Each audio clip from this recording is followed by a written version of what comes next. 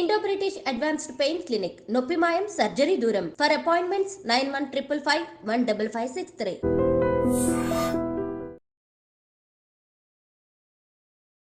నమస్తే, welcome to I dream inside politics with కవిత.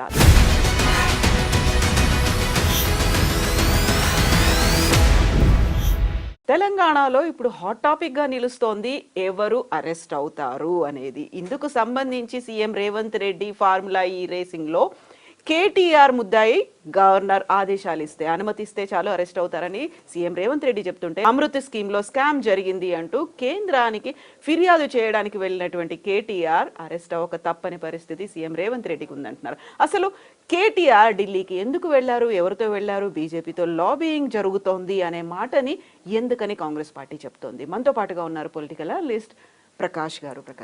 నమస్కారం అండి. సో ఇప్పుడు కేటీఆర్ ఢిల్లీకి వెళ్ళారు. అసలు ఎవరిని కలిశారు, ఎందుకు కలిశారు? బీజేపీతో కలిసి వెళ్ళారు, లాబియింగ్ చేసుకుంటున్నారు, అరెస్ట్ అవ్వకుండా గవర్నర్కి చెప్పండి ప్లీజ్ అని అంటున్నారు, అందుకోసమే వెళ్ళారు అనే మాట కాంగ్రెస్ చెప్తోంది. స్వయంగా సీఎం రేవంత్ రెడ్డి అన్నారు ఈ మాట. ఈ మధ్య ఎవరు ఢిల్లీకి వెళ్ళినా పెద్ద వార్త అవుతున్నది. రేవంత్ రెడ్డి వెళ్ళినా కూడా ఈ 11 నెలల్లో 25 సార్లు వెళ్ళాడు అనేది.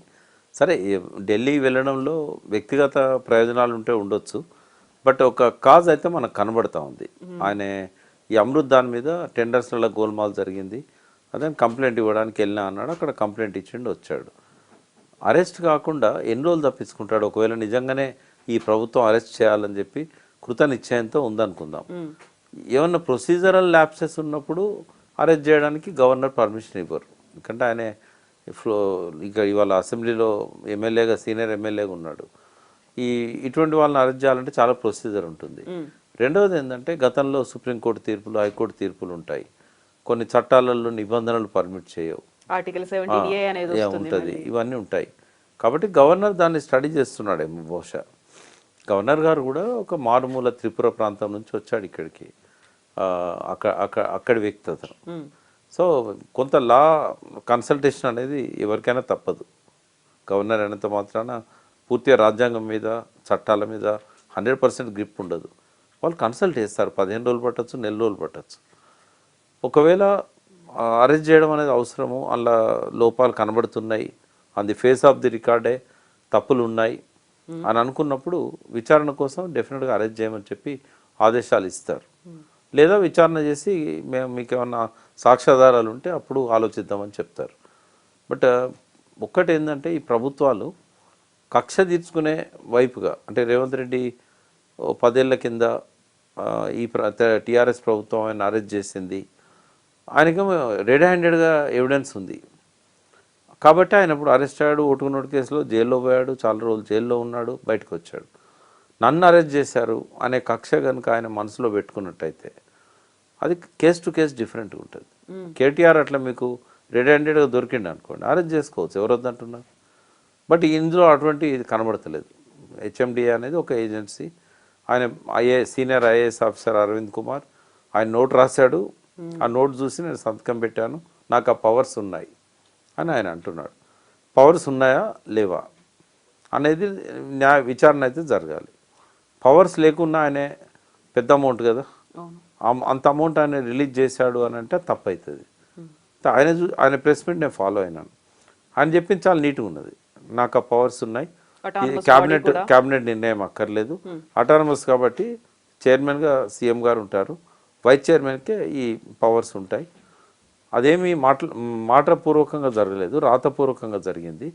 అరవింద్ గారు నోట్ పెట్టారు, ఆయన ప్రిన్సిపల్ సెక్రటరీ, ఆయన నోట్ పెట్టాడు, నేను కన్సిడర్ చేశాను. ఒక హైదరాబాద్ యొక్క కీర్తి ప్రతిష్టలు పెంచడానికి చేసిందే అది, కాబట్టి నేనేం తప్పు చేయలేదు. రెండో దానిలో కరప్షన్కి అవకాశం లేదు. ఆ డబ్బు ఏమో మా ఇంటికి వచ్చింది కాదు, మేము సంతకం పెట్టడం వల్ల అధికార దుర్వినియోగం ఏం జరగలేదు, అవినీతి కూడా అక్కడ ఆస్కారం లేదు అని చెప్పి ఆయన ఎక్స్ప్లెనేషన్ ఇచ్చుకున్నాడు. గవర్నర్ గారు దాని మీద ఏదైతే ఇప్పటిదాకా ఉన్న సాక్ష్యాధారాలు ఉన్నాయో, గవర్నమెంట్ ఏదైతే నోటు పెట్టిందో పరిశీలించిన తర్వాత చట్ట ప్రకారం నిబంధనలు కనుక పర్మిట్ చేసినట్టయితే అరెస్ట్ చేయడానికి ఆయన ఆదేశాలు ఇస్తాడు. బట్ నాకు అనిపిస్తుంది ఏంటంటే, ఇదంతా ఒక పబ్లిసిటీ స్టంటే తప్ప ఆయన అరెస్ట్ అయ్యేది ఉండదు, వీళ్ళు అరెస్ట్ చేసేది ఉండదు. ఒకవేళ అట్లా ప్రతి డిసిషన్ను క్వశ్చన్ చేసి అరెస్ట్ చేయాలంటే 100 కేసులు పెట్టవచ్చు. కానీ అట్లా ఏ ప్రభుత్వం చేయదు, ఏ ప్రతిపక్ష పార్టీ చేయదు. అయితే ఇక్కడ సీఎం రేవంత్ రెడ్డి ఢిల్లీలో అన్నటువంటి ఒక మాట, కేటీఆర్ ఢిల్లీకి వచ్చారు, వస్తూ వస్తూ గవర్నర్ని కూడా పిలిపించుకున్నారు, అనుమతి ఇవ్వకుండా అడ్డుపడడానికే ఇలాంటి చర్యలు, లాబింగ్ అనేది జరుగుతుంది అనేది. కేటీఆర్ పిలిస్తే గవర్నర్ వస్తారమ్మా? కేటీఆర్ ఇవాళ కేంద్రంతో చెప్పుంటారు, వాళ్ళు పిలుస్తున్నారు, ఇద్దరి మధ్యలో ఫ్రెండ్షిప్ అనేది కుదిరింది అని. యాక్చువల్గా ఫ్రెండ్షిప్ కాంగ్రెస్ కును బీజేపీకే దగ్గరగా ఉంది ఇక్కడ. అంటే కాంగ్రెస్ అంటే పార్టీగా కాదు, రేవంత్ రెడ్డి గారికి మంచి సత్సంబంధాలు ఉన్నాయి. మొన్ననే చూసాం కదా మనం, హోమ్ మినిస్టర్స్ మీటింగ్ పెడితే మీటింగ్ అయిపోయినాక వచ్చేయాలి కదా. అమిత్ షా ఇంటికి పోయి ఏకాంతంగా 15 నిమిషాలు ఎందుకు మాట్లాడాలి? ఎప్పుడు బట్టి నెంబర్ పెట్టుకుపోయేటోడు, లేదా ఉత్తమం తీసుకుపోయేటోడు, ఎందుకు పోయిండు ఆయన ఒక్కడే? అది కూడా వాళ్ళ రెవెన్యూ మినిస్టర్ మీద ఈడీ దాడి జరిగిన తర్వాత ఎందుకు పోవాలి? అంటే ఇటువంటి అన్ని రేవంత్ రెడ్డి మీద అనుమానాలకు తావిస్తున్నాయి తప్ప, కేటీఆర్కు మొదటి నుంచి కూడా కేటీఆర్, కేసీఆర్ బీజేపీకి అగెనిస్ట్గా ఉన్నారు. వాళ్ళు అగెనిస్ట్గా ఉన్నారు కాబట్టే కదా కవిత మీద ఈ కేసులు ఇవన్నీ కూడా. కాబట్టి నాకు తెలిసి బీజేపీ సపోర్ట్ వాళ్ళు తీసుకోలేరు, వీళ్ళు అడిగినా కూడా బీజేపీ సపోర్ట్ ఇవ్వదు. ఆయన ఢిల్లీ పోయినంత మాత్రాన అదే యాదృచ్ఛికంగా గవర్నర్ పోవడం, ఆయన పిలిపించుకున్నారని చెప్పి ఆరోపణ చేయడం అనేది కరెక్ట్ కాదు. ఒక రాజ్యాంగ స్థానంలో ఉన్న ఒక గొప్ప వ్యక్తి, ప్రథమ పౌరుడు గవర్నర్ మనకు, అటువంటి వ్యక్తి మీద ఇటువంటి ఆరోపణలు చేయడం కూడా అది సీఎంకే కాదు, ఆ పార్టీ నాయకులకు కూడా మంచిది కాదు. అది ఆయన అవమానించడమే కదా. అది ఈయన పోయి పిలిపిస్తే ఆయన వేయండంటే అది ఆయన మీద బురదలడం కదా, తప్పదు. అట్లాంటి మాటలు మాట్లాడకూడదు. రెండవది, కేటీఆర్ ఒకవేళ ఫేస్ చేయడానికి సిద్ధంగా ఉన్నానని ప్రకటించాడు. ఈవెన్ జైలు పోతే ఏం చేస్తారంటే వ్యాయామం చేస్తా, యోగా చేసుకుంటా. They are well prepared. ఒకటే మరి రాజకీయంగా ఏదన్నా ఒక పదవిలో ఉన్నాము అని అంటే ఏ రోజైనా చెరసాల తప్పదు అని అనుకోవాల్సిందే. కాబట్టి వాళ్ళు మెంటల్గా ప్రిపేర్ అయి ఉన్నారు, ఏం జరిగినా జరగవచ్చు.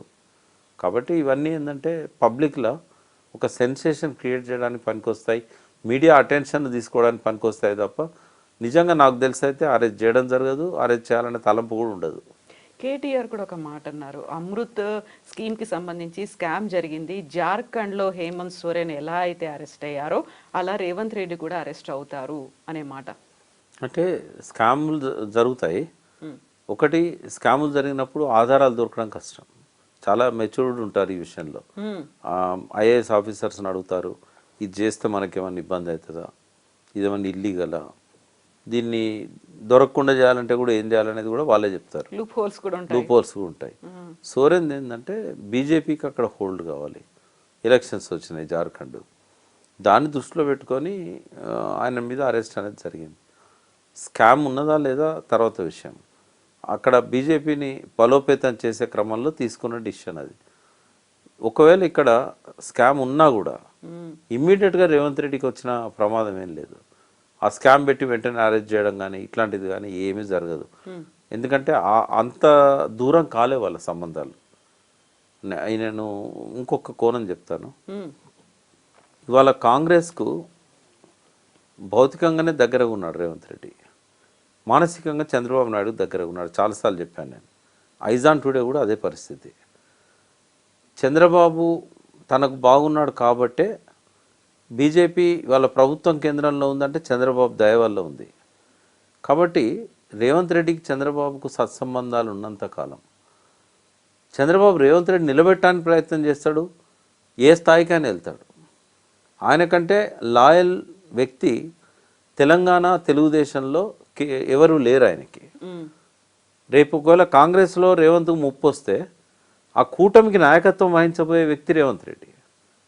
రేపు ఏర్పడబోయే తెలుగుదేశం, జనసేన, బీజేపీ కూటమికి నాయకత్వం వహించబోయే వ్యక్తి రేవంత్ రెడ్డి.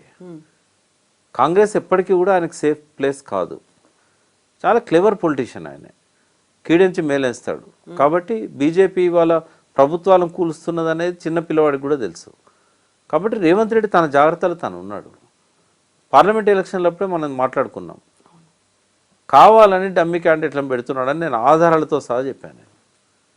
అక్కడి నుంచే ఇంకోటి, మోడీ తనంతను తగ్గించుకోవడంలో కూడా ముఖాముఖి పోటీలు తీసుకురావాలని చెప్పి రేవంత్ రెడ్డికి పరోక్షంగా సహకరించాడు. చంద్రబాబు నాయుడు ప్రతి విషయంలో కూడా ఆ సయోధ్యలో మధ్యలో ఉంటాడు ఆయన. ఇంకా జనంలో ఒక చర్చ ఏం జరుగుతున్నదంటే, ఇన్వెస్ట్మెంట్స్ అన్ని విజయవాడ తరలిపోవడానికే హైడ్రాన్ తీసుకొచ్చాడు. అంటే చంద్రబాబుకు రేవంత్ రెడ్డికి ఉన్న ఆ సంబంధాన్ని ప్రతి ఒక్కరు ధృవీకరిస్తున్న ఈ టైంలో బీజేపీ చంద్రబాబును కాదని రేవంత్ రెడ్డి మీద చేస్తుందా? చాలా సేఫ్ ప్లేస్లో ఉన్నాడు రేవంత్ రెడ్డి, సేఫ్ గేమ్ ఆడుతున్నాడు. ఇంకోటి ఏంటంటే మైండ్ గేమ్ ఆడుతున్నాడు ఆయన. దురదృష్టం ఏంటంటే ఆ మైండ్ గేమ్లో టీఆర్ఎస్ అగ్రనాయకులు కూడా పడిపోయినారు. ఆ మైండ్ గేమ్ నుంచి బయటపడి వాళ్ళు ఏం చేయాలనో వాళ్ళు డిసైడ్ చేసుకుంటే ప్రజలను ఆ మైండ్ గేమ్లో వీళ్ళు కూడా ఇన్వాల్వ్ చేయకుండా ఉంటారు. మైండ్ గేమ్ నడుస్తున్నది లాస్ట్ 11 నెలల నుంచి. ఆ మైండ్ గేమ్ ప్రభావం బీఆర్ఎస్ అగ్రనాయకుల మీద కూడా ఉన్నది. As early as possible they have to కమ్అట్ from the mind game, Revanth Reddy mind game. ఒకప్పుడు కేసీఆర్ ఎట్లా శాసించాడో అన్ని పార్టీలను తన వాక్చాతుర్యంతో, తన మాటతోని ఇవాళ రేవంత్ రెడ్డి శాసిస్తున్నాడు. ఆయన నోరు జారి మాట్లాడినా, బూతులు తిట్టినా ఏదైనా ఒక వార్త అవుతున్నది, దాని చుట్టే సెన్సేషన్ అవుతున్నది. వాళ్ళ అదృష్టం ఏంటంటే కేసీఆర్ దూరంగా ఉన్నాడు. కేసీఆర్ దూరంగా ఉంటే కూడా మళ్ళీ ఆయనే మాట్లాడతాడు. ఎందుకు రాలేదు దూరం, కాదు నిన్ను మర్చిపోయారు జనం అని అన్నాడు కదా, మరి నువ్వెందుకు జ్ఞాపకం చేస్తున్నావు? నేను రేవంత్ అడుగుతున్నా, మర్చిపోయారు జనం అని నువ్వే అంటున్నావు, మర్చిపోనియా రాదు, నువ్వెందుకు జ్ఞాపకం చేస్తున్నావు మళ్ళా? అంటే అది కూడా ఒక మైండ్ గేమే. ఈ ఉచ్చులోంచి బయటపడాలి కేటీఆర్ గారు, కేసీఆర్ గారు.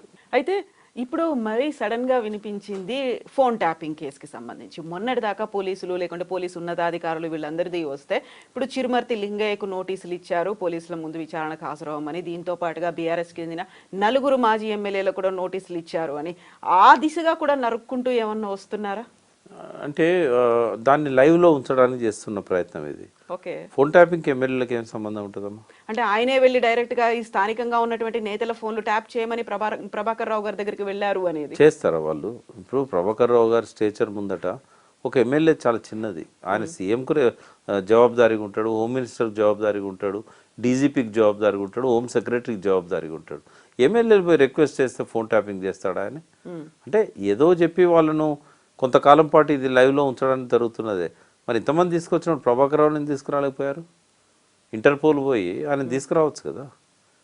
ఈ 5 ఏళ్ళు ఇట్లా కాలం గడుపుతారు, తర్వాత ఆ కేసు అంతే అవుతుంది. ఏముంటుంది, ఆయన వచ్చేదాకానైతే ఆ కేసు ముందు పోదు కదా, అప్పటిదాకా లైవ్లో పెట్టాలి కదా. ఇది మైండ్ గేమ్లో ఇది కూడా ఒక పార్ట్. ఇప్పుడు బాంబులు అన్నారు, బాంబులు అనగానే మనకు కాళేశ్వరం గుర్తొచ్చింది, విద్యుత్ కొనుగోళ్లు అనేవి గుర్తొచ్చాయి, ధరణి గుర్తొచ్చింది, ఫోన్ ట్యాపింగ్ గుర్తొచ్చింది, ఆ తర్వాత వచ్చినటువంటి ఫార్ములా ఈ రేసింగ్ అనేది గుర్తొచ్చింది. ఇవన్నీ కూడా ఇలా లైవ్లో ఉంటాయి తప్ప దీనికి సంబంధించి చర్యలు, బాంబులు, కేసులు, అరెస్టులు ఏమీ ఉండవా? ఒకవేళ సీరియస్గా రేవంత్ రెడ్డి అరెస్ట్ చేయాలని అనుకుంటే డెఫినెట్గా ఆయన ప్రయత్నాలు మొదలు పెడతాడు, గవర్నర్తో కూడా పర్మిషన్ తీసుకుంటాడు, అరెస్ట్ చేస్తాడు. ఆయన ఎవరు ఆపలేరు. చిన్న గడ్డి కేసులో లాలూ ప్రసాద్ని 8 సంవత్సరాలు జైల్లో పెట్టారు. బట్ ఆ కక్షపూరిత రాజకీయాలు అయితే తెలంగాణలో లేవు. దానికి రేవంత్ రెడ్డి కూడా ఆ కక్ష రాజకీయాలను చేస్తాడని, ఎందుకంటే ఆయన ఒక అరుదైన అవకాశం ఆయనకు వచ్చింది. వచ్చినప్పుడు అది సీటు కాపాడుకోవడానికి చాలా మెచ్యూర్డ్గా ఆలోచిస్తాడే తప్ప ఈ చిల్లర రాజకీయాలు చేస్తాడని నేను అనుకోవట్లేదు. ఆధారాలు ఉన్నా అరెస్ట్ చేస్తాడైతే నేను అనుకోవట్లేదు. ఒకవేళ అట్లా అరెస్ట్ చేయదలుచుకుంటే పార్లమెంట్ ఎలక్షన్ల ముందు చేసేవాడు. ఇంకా స్వీపింగ్ ఆయనకు 8 సీట్ల బదులు 14 వచ్చేటి. అయితే ఇప్పుడు మనకి ఎన్నికలు అనేవి ఇంకా 4 ఏళ్ళు ఉన్నాయి కాబట్టి ఒకవేళ జమిలియా వస్తే తెలియదు, కానీ అప్పటిదాకా వేచి చూసి కరెక్ట్గా ఎలక్షన్స్ ముందైనా ఏమైనా ప్లాన్ ఉంటుందా? ఇవన్నీ ఒకటి ఏంటంటే తన వైఫల్యాలను ప్రజల దృష్టి నుంచి పక్కదారి పట్టారు. డైవర్షన్ పాలిటిక్స్ అనేది మనకు రెగ్యులర్గా వినబడుతున్న మాట. హరీష్ రావు గారు అయితే రోజు మాట్లాడతాడు. అంటే ఈ డైవర్షన్ పాలిటిక్స్లో ఇవన్నీ భాగం.